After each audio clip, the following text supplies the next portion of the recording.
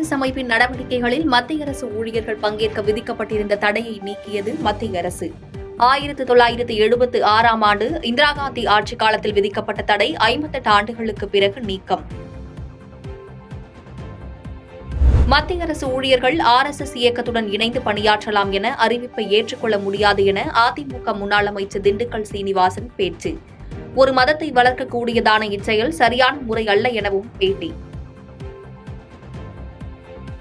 சென்னையில் தனியார் மினி பேருந்துகளை இயக்க எதிர்ப்பு. அரசு சார்பில் மினி பேருந்துகளை இயக்கலாம் என்றும் சென்னை மாநகர போக்குவரத்து கழகம் அறிவுறுத்தல். தாம்பரம் மின்ரயில் வழித்தடத்தில் நாளை முதல் ஆகஸ்ட் 14ஆம் தேதி வரை 55 மின்சார ரயில் சேவை ரத்து. முன்னேற்பாடுகள் குறித்து தாம்பரம் மாநகர கூடுதல் ஆணையர் தலைமையில் ஆலோசனை. மெட்ரோ ரயில் திட்ட நிதியான 31,623 கோடி ரூபாயை விடுவிக்க மத்திய அரசுக்கு திமுக வலியுறுத்தல். 2020ஆம் ஆண்டில் மெட்ரோ ரயில் திட்டத்தில் 50% ஒப்புக்கொண்டபடி மத்திய அரசு ஒதுக்க வேண்டும் எனவும் திமுக எம்பி வில்சன் வலியுறுத்தல். அரசு கல்லூரிகளில் உதவி பேராசிரியர் பணியிடங்களுக்கான போட்டித் தேர்வு ஒத்திவைப்பு. ஆகஸ்ட் 4ஆம் தேதி நடைபெறும் என அறிவிக்கப்பட்டிருந்த நிலையில் நிர்வாக காரணங்களுக்காக ஒத்திவைப்பு என அறிவிப்பு. ஆம்ஸ்ட்ராங் கொலை வழக்கில் கைது செய்யப்பட்ட பொன்னை பாலு, ராமு, அருள் மற்றும் ஹரிஹரன் நீதிமன்றத்தில் ஆஜர். காவலை நீட்டிப்பது குறித்து சென்னை எழும்பூர் நீதிமன்றத்தில் ஆஜர்.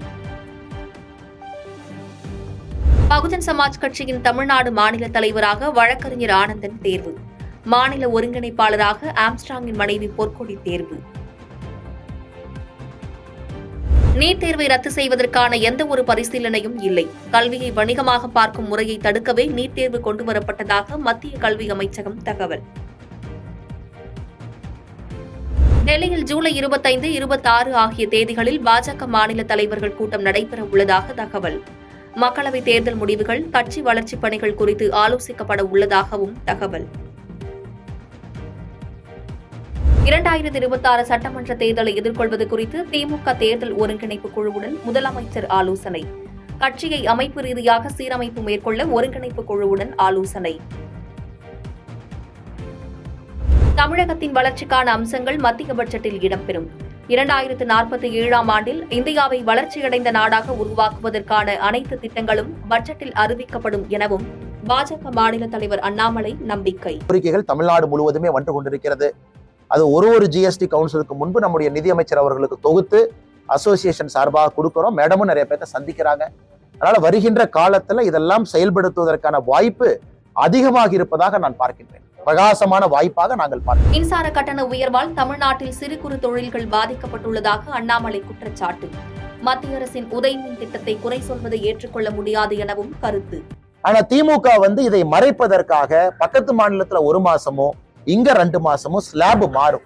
அதை வச்சு ஒரு கம்பாரிசன் காட்டி கொண்டிருக்கின்றார்கள். இதனால பிரச்சனை என்னன்னாங்கன்னா, அடுத்து நீங்கள் அண்ணன் கேட்ட கேள்வி, குறிப்பாக கமர்ஷியல் கனெக்ஷன்ஸ் நீங்க போனீங்கன்னா நான் சொல்லி இருப்பது இன்னும் 2-3 மடங்கு பெருசா இருக்கு. இது தமிழகத்தினுடைய தொழில் வளர்ச்சிக்கு ஒரு மிகப்பெரிய தேக்க நிலையை உண்டாக்கி இருக்கு. அதுல எந்த மாற்று கருத்தும் இல்லை. நீதிமன்ற கட்டடத்தில் வழக்கறிஞர்களுக்கு ஒதுக்கப்பட்ட அறையை தவிர்த்து வளாகத்தில் அலுவலகம் போன்று நடத்த எழும்பூர் நீதிமன்றம் தடை. எழும்பூர் நீதிமன்றத்தில் கடந்த வாரம் இருதரப்பு வழக்கறிஞர்கள் மோதிக்கொண்ட சம்பவம் தொடர்பாக நடைபெற்ற விசாரணையில் நீதிமன்றம் உத்தரவு. வேங்கை வயல் குடிநீர் தொட்டியில் மனித கழிவு கலக்கப்பட்ட விவகாரத்தை சிபிஐக்கு மாற்ற கோரிய வழக்கு விசாரணையை அடுத்த வாரத்திற்கு ஒத்திவைத்தது சென்னை உயர்நீதிமன்றம். சட்டவிரோத பணப்பரிமாற்றம் வழக்கில் கைது செய்யப்பட்ட செந்தில் பாலாஜியின் ஜாமீன் மனு மீதான விசாரணை புதன்கிழமைக்கு ஒத்திவைப்பு. அமலாக்கத்துறை சார்பில் சொலிசிட்டர் ஜெனரல் இல்லாததால் வழக்கை வேறு தினம் மாற்ற கோரிக்கை வைக்கப்பட்ட நிலையில் உச்சநீதிமன்றம் உத்தரவு. கேரளாவில் பரவி வரும் நிபா வைரஸ் எதிரொலி காரணமாக தமிழ்நாடு எல்லையில் கண்காணிப்பு தீவிரம். கோவை மாவட்டம் வாங்கரை, வாழையாறு, மீனாட்சிபுரம் உள்ளிட்ட சுங்கச்சாவடிகளில் சோதனை.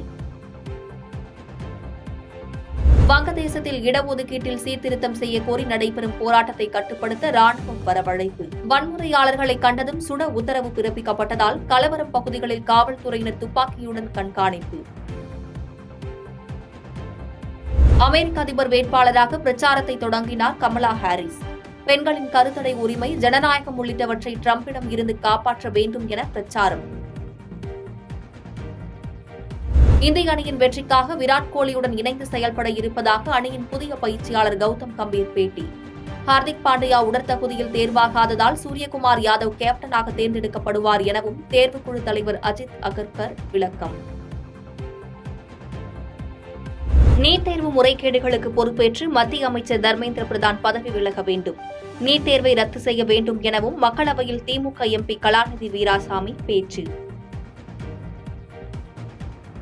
541.31 கோடியில் கட்டப்பட்ட 4184 அடுக்குமாடி குடியிருப்புகளை திறந்து வைத்தார் முதலமைச்சர் மு க ஸ்டாலின். 1459 அரசு அலுவலர்கள் குடியிருப்பு மற்றும் வணிக வளாகத்தையும் காணொலி மூலம் திறந்து வைத்தார்.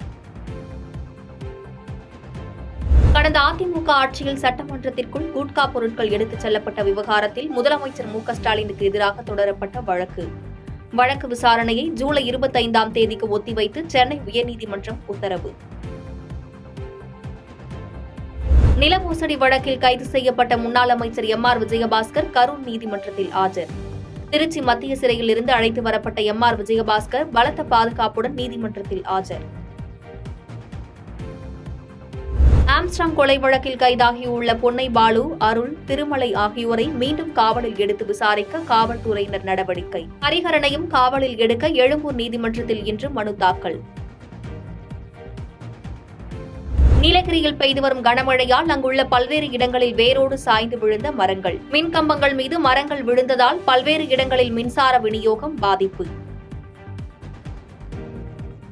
தமிழ்நாட்டில் தென்மேற்கு பருவமழை இயல்பை விட 74% கூடுதலாக பெய்துள்ளது.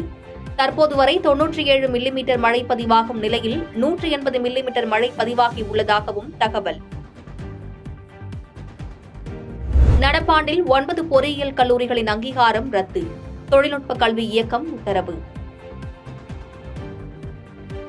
வங்கதேசத்தில் தொடரும் வன்முறை. அடைக்கலம் தேடி வருவோருக்கு கதவுகள் திறந்தே இருக்கும் என மேற்கு வங்க முதலமைச்சர் மம்தா பானர்ஜி உறுதி.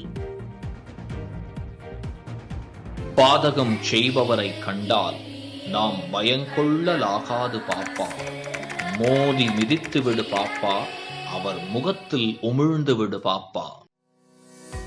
அண்மை செய்திகளை உடனுக்குடன் தெரிந்து கொள்ள இணைந்திருங்கள் இயம்நாடு தொலைக்காட்சியுடன்.